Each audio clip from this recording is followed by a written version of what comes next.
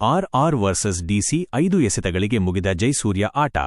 15 ರ ಪೋರನ ವಿಕೆಟ್ ಪಡೆದು ಕುಪ್ಪಳಿಸಿದ ಕಿವೀಶ್ ವೇಗಿ. ಟಾಸ್ ಗೆದ್ದ ರಾಜಸ್ಥಾನ್ ರಾಯಲ್ಸ್ ಬ್ಯಾಟಿಂಗ್ ಆಯ್ಕೆ ಮಾಡಿಕೊಂಡಿತು.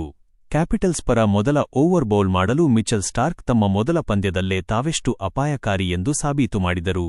ಟೂರ್ನಿಯಲ್ಲಿ ಉತ್ತಮ ಫಾರ್ಮ್ನಲ್ಲಿರುವ ಯಶಸ್ವಿ ಜೈಸ್ವಾಲ್ರನ್ನ ಪೆವಿಲಿಯನ್ಗೆ ಕಳುಹಿಸಿದರು.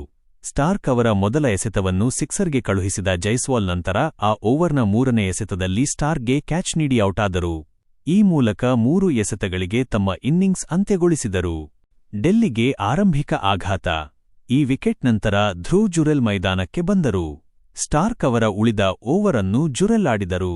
ಆದ್ದರಿಂದ ವೈಭವ್ಗೆ ಸ್ಟಾರ್ಕ್ ಎದುರಿಸುವ ಅವಕಾಶ ಸಿಗಲಿಲ್ಲ. ನಂತರ 2ನೇ ಓವರ್ನಲ್ಲಿ ಕೈಲ್ ಜೇಮಿಸನ್ ಬೌಲಿಂಗ್ಗೆ ಬಂದರು. ಮೊದಲ 3 ಎಸೆತಗಳನ್ನ ಜುರೆಲ್ ಆಡಿ 4ನೇ ಎಸೆತದಲ್ಲಿ ಸ್ಟ್ರೈಕ್ ನೀಡಿದರು. ಆ ಎಸೆತದಲ್ಲಿ ಸೂರ್ಯವಂಶಿ ಬೌಂಡರಿ ಬಾರಿಸಿ ಖಾತೆ ತೆರೆದರು. ಆದರೆ ನಂತರದ ಎಸೆತದಲ್ಲೇ ಬೌಲ್ಡ್ ಆಗಿ ನಿರಾಶೆ ಮೂಡಿಸಿದರು. ಆಕ್ರಮಣಕಾರಿಯಾಗಿ ಸಂಭ್ರಮಿಸಿದ ಜೇಮಿಸನ್. ಸೂರ್ಯವಂಶಿ ವಿಕೆಟ್ ಪಡೆದ ನಂತರ ಜೇಮಿಸನ್ ವೈಭವ್ ಬಳಿ ಬಂದು ಸಂಭ್ರಮಾಚರಣೆ ನಡೆಸಿದರು. ವೈಭವ್ ಮುಂದೆ ಚಪ್ಪಾಳೆ ತಟ್ಟುತ್ತಾ ಆಕ್ರೋಶಭರಿತವಾಗಿ ಅಗಲವಾದ ಕಣ್ಣುಗಳಿಂದ ತೋರಿಸಿದರು. ಜೇಮಿಸನ್ ಅವರ ನಡೆಗೆ ವೈಭವ್ ಸೂರ್ಯವಂಶಿ ಯಾವುದೇ ಪ್ರತಿಕ್ರಿಯೆ ನೀಡದೆ ನಿರಾಶೆಯಿಂದ ಪೆವಿಲಿಯನ್ನತ್ತ ಹೆಜ್ಜೆ ಹಾಕಿದರು. ಈ ವಿಡಿಯೋ ಸಾಮಾಜಿಕ ಜಾಲತಾಣದಲ್ಲಿ ವೈರಲ್ ಆಗುತ್ತಿದ್ದು, ಜೇಮಿಸನ್ ನಡೆಯನ್ನ ಕ್ರಿಕೆಟ್ ಅಭಿಮಾನಿಗಳು ಟೀಕಿಸುತ್ತಿದ್ದಾರೆ.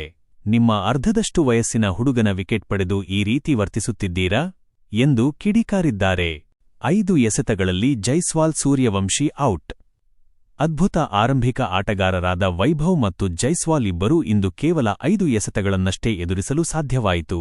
ಇಬ್ಬರೂ ಟೂರ್ನಿಯಲ್ಲಿ ಅದ್ಭುತ ಫಾರ್ಮ್ನಲ್ಲಿದ್ದರು. ಆದರೆ ಈ ಪಂದ್ಯದಲ್ಲಿ ಇಬ್ಬರೂ ಕಡಿಮೆ ರನ್ಗೆ ವಿಕೆಟ್ ಒಪ್ಪಿಸಿದರು. ಆದರೆ ಧ್ರುವ್ ಜುರೆಲ್ ಮತ್ತು ನಾಯಕ ರಿಯಾನ್ ಪರಾಗ್ ಜೋಡಿ ಉತ್ತಮ ಜೊತೆಯಾಟ ನೀಡಿ ಈ ಆರಂಭಿಕ ಆಘಾತದಿಂದ ಚೇತರಿಕೆ ನೀಡಿದರು.